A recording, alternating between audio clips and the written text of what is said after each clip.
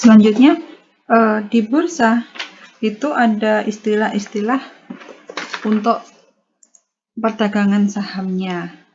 Jadi, dalam perdagangan saham itu ada istilah yang namanya previous price. Di sini menunjukkan price, menunjukkan harga penutupan pada hari sebelumnya. Dari harga penutupan pada hari sebelumnya itu digunakan untuk dasar harga di hari keesokan hari di besoknya, atau disebut dengan opening price-nya. Jadi, harga pertama kali pada saat pembukaan dari perdagangan. Sesi perdagangan itu disebut opening price. Dari mana opening price ini diperoleh? Dari previous price-nya ini.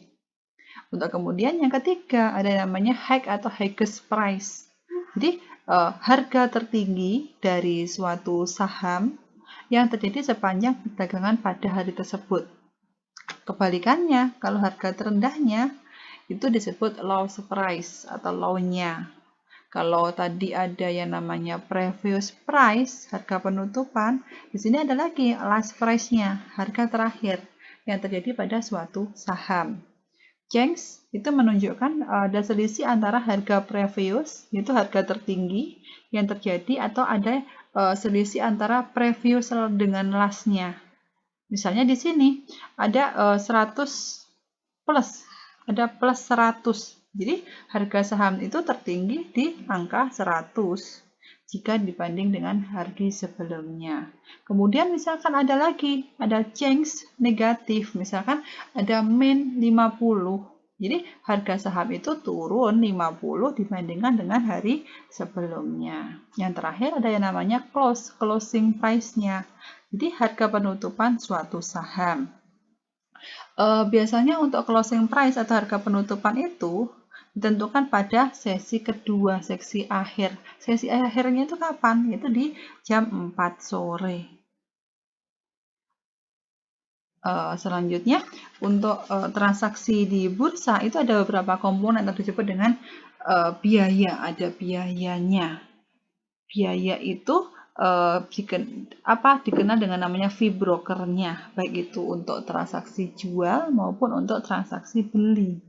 Nah, di sini ada untuk transaksi beli itu komisinya beda dengan transaksi jual. Pialangnya itu 0,3% dan PPN-nya juga ada 10%. Itu kalau transaksi jual itu ada juga komisi untuk pialang. Maksimal itu 0,3%. Biasanya sih 0,1%. Untuk PPN-nya itu 10%. Sedangkan untuk PPh-nya 0,1. Dari mana besarnya itu? Dari nilai transaksi. Jadi misalkan ada transaksi beli. Transaksi beli itu ada misalkan 10 rupiah untuk 100 saham. Jadi harganya itu sahamnya itu 4.000. Maka nilai uang yang harus dikeluarkan untuk transaksi beli itu ada 4 juta. 10 kali 100 kali 4.000. Bagaimana untuk komisi broker pialang? Tuh kan 0,3%. Jadi 0,3% dari transaksi dikalikan dengan nilai 4 juta tadi, 12.000. PPN-nya berapa? 10%. 10% dikali dengan apa sih ini pada komisi? Berarti 10% dikalikan dengan komisinya tadi 12.000, 1.200. Jadi total biaya pembeliannya itu 13.200, biayanya saja 13.200. Jadi seorang investor itu kalau mau membeli saham 4.000 saham dengan satu lot tadi itu harus mengeluarkan uang 4.013.200. Kenapa? Karena ada yang namanya komisi untuk pialang, ada pajak pertambahan nilai, ada PPh. Selanjutnya masuk ke papan pencatatan saham. Ada dua, yaitu untuk papan utama maupun ada papan pengembangan. Kalau yang papan utama itu untuk mencatatkan saham dari perusahaan yang memiliki aktiva bersih berwujud sekurang-kurangnya nilainya 100 miliar. Dan juga pengalaman operasionalnya ini minimal 36 bulan. Jadi untuk saham di papan utama itu merupakan saham dari perusahaan yang sudah terpilih, yang sudah bonafide, yang sudah tidak diragukan lagi. Kalau papan pengembangan itu perusahaannya belum dapat memenuhi persyaratan di papan utama, yaitu dari segi misalkan dari segi aktivanya masih kurang dari 100 miliar. Termasuk juga perspektifnya belum menghasilkan keuntungan. Jadi di sini untuk merupakan sarana dari perusahaan yang sedang dalam penyehatan, sehingga di sini diharapkan di papan pengembangan itu bisa melakukan pemulihan ekonomi nasional dengan cepat. Jadi untuk papan pengembangan itu untuk aktiva bersih berwujudnya minimal hanya 5 miliar rupiah. Untuk pengalaman operasionalnya itu minimal hanya 1 tahun. Bagaimana dengan jam perdagangannya? Ini ada jam perdagangan di bursa, yaitu di hari Senin sampai Kamis dimulai dari jam 9, biasanya 8.45 sampai jam 9. Itu digunakan untuk memasukkan penawaran jual dan belinya. Baru kemudian di jam 9 itu, di sini jam 9 itu dari anggota bursa itu bisa langsung melakukan transaksi, baik itu transaksi jual maupun transaksi beli. Dan di sini dengan sistem JATS-nya itu bisa mempertemukan antara transaksi jual dengan transaksi beli tadi berdasarkan pada price and time priority. Senin sampai Kamis jam 9 sampai jam 12. Terus dilanjutkan ada sesi istirahat di jam 13.00.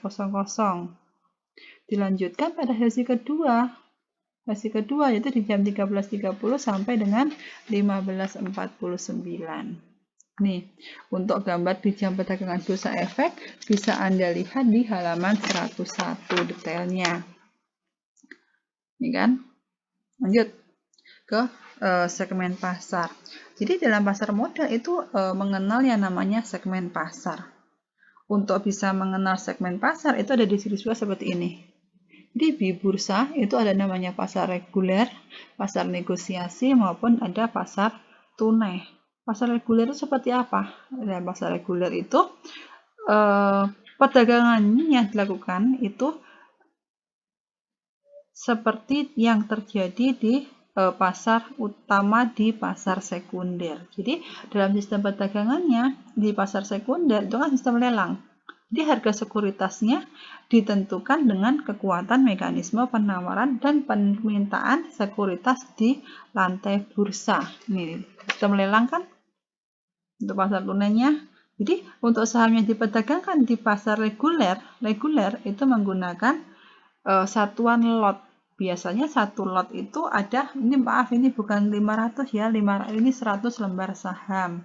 Jadi untuk pergerakan harga saham di pasar sekunder itu berdasarkan kelipatan sesuai dengan time priority-nya. Jadi di sini ada yang namanya matching dalam transaksi pada harga jualnya terendah dan juga harga belinya yang tertinggi. Namun apabila dalam sekuritas itu ada harga yang sama, maka diambil mana yang masuk pertama kalinya. Untuk penyelesaian yang ada di pasar reguler itu tidak bersifat cash and carry, tapi T+3 seperti bahasa sebelumnya.